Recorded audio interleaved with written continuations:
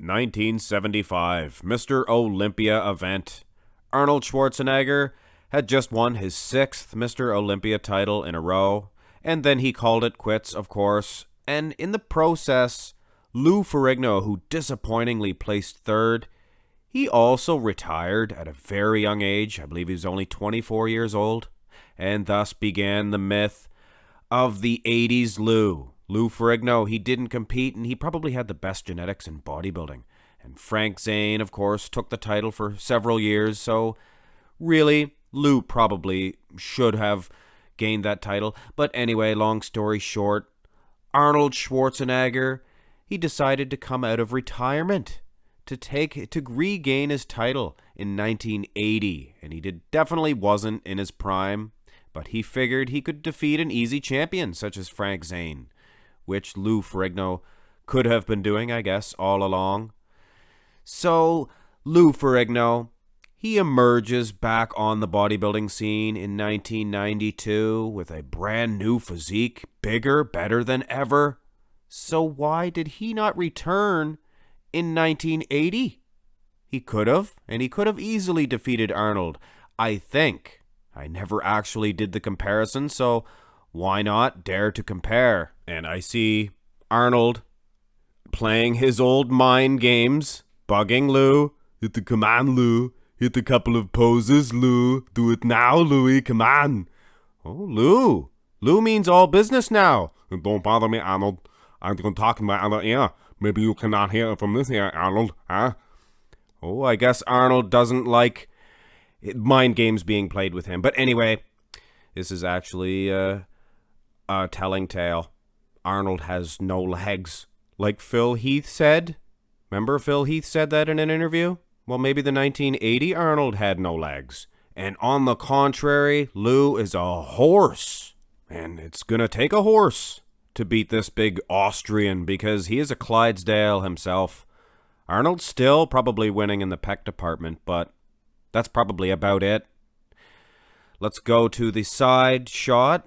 Actually, a pretty decently clear picture for both guys. Condition, guys. Look at this.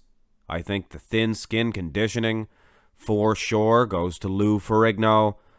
Probably a little pill going around back then that they would take. Maybe drop some water out of them. 1990s, diuretics, perhaps. Maybe give him an edge, but hey, whatever works. So it is plain to see that Lou will enjoy a conditioning edge, in my opinion, that is. Let's go to the poses. Wow, this is funny. No matter what shape Arnold is in, he always has those nice big round peaks. And Lou just does not have them. It ends up making Arnold look like he has a bigger set of guns than Lou, which is probably not the case. I'm sure Lou's arms still measure a little bit better. Arnold looks fantastic, guys. Never thought this possible in the front relaxed, but geez Louise. Smaller legs, of course. And genetically, he has a wider waist, but he's tilting thusly. And Lou's missing out on the vacuum pose, I guess. Arnold, look at those lats as well. I'm more impressed slightly with Arnold in this pose. It's funny. But the legs, guys, look at the legs. And we remember the conditioning edge as well. It would be fairly close. Go to the front lat spread. This is actually 1994 Lou. This was the last year of his competition. And you gotta think, if he did compete in the 80s, he would be at least this good. He would be better. He would have been in his prime.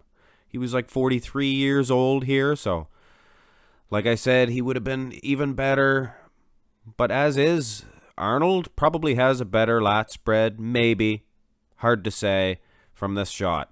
Considering I am being a little bit biased here, this is a rear lat spread for Arnold. He's not flexing his quads, he's flexing his hamstrings, and he's displaying his back lats, not from the front. So it is a little unfair, but this is the only one I had, so I figured that I would use it. So the front lat spread is a little bit of a write-off. As far as the side chest, this is definitely a little bit unfair, I guess. Hard to judge. For Arnold, the camera is too low. You can't really gauge his true silhouette, his true size. It's quite favorable. And Lou's sitting down on the ground, for goodness sakes. He's kneeling down. But aside from that, Lou, look at the size of his chest. I think he's winning. I think he's winning for sure. There was this one of Arnold, and we're going to use an older one of Lou, because this is basically saying, this is hypothesizing of what Lou would look like if he competed in the 80s, and I think he would be better than any of these poses. But as is, using the 75 Lou and this 1980 Arnold, Lou, all the way in the side chest. One of the best poses in his repertoire, as was Arnold's, but Arnold needed that extra weight, I think. In 74, he displayed an awesome side chest pose. But like I said, as is, Lou gets the ticket here, the point. Unfortunately, this is what Arnold was hitting for a side tricep. It's actually very hard to find Lou hitting the tricep as well. I think maybe he tried to pull this one off, the same maneuver. But either way, if Arnold was losing in the side chest development, Lou's losing this one. Single out the tricep. Lou's is a little bit smaller than Arnold's, which is funny why Arnold never hit the straight-on side tricep, because he probably would have had an awesome pose.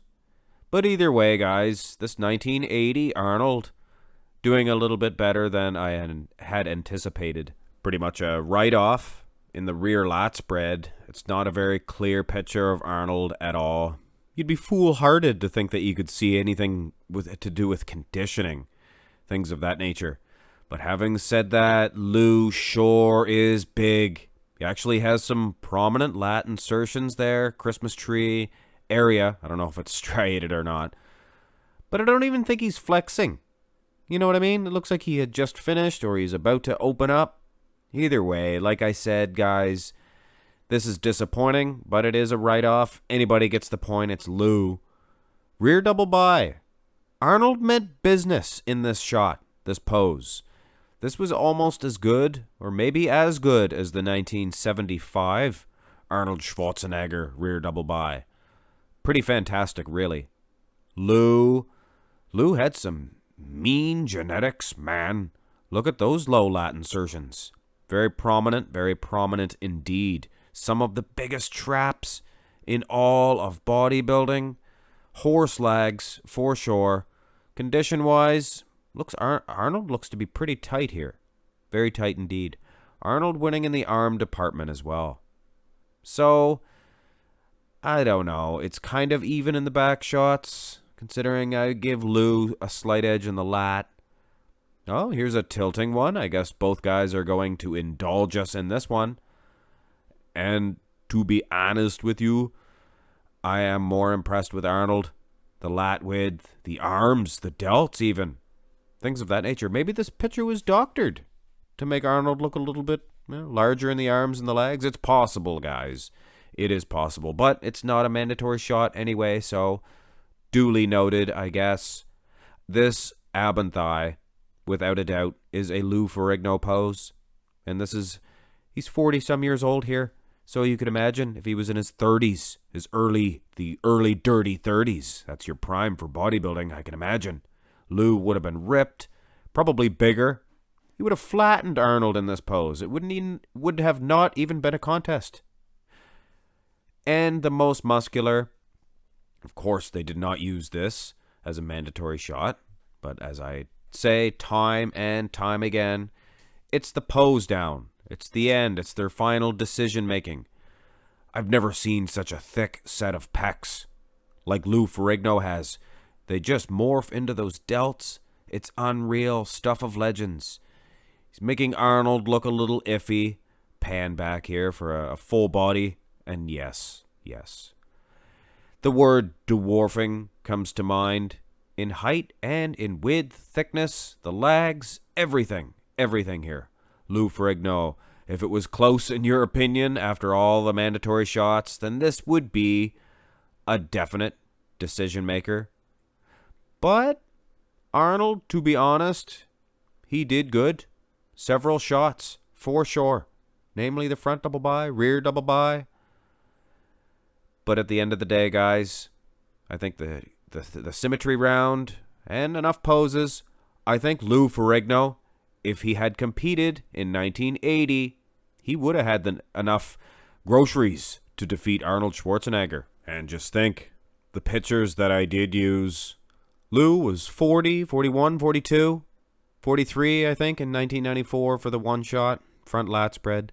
So this would have been Lou in his just supreme prime. Look at him here on the set of Hercules, I think. Those pecs.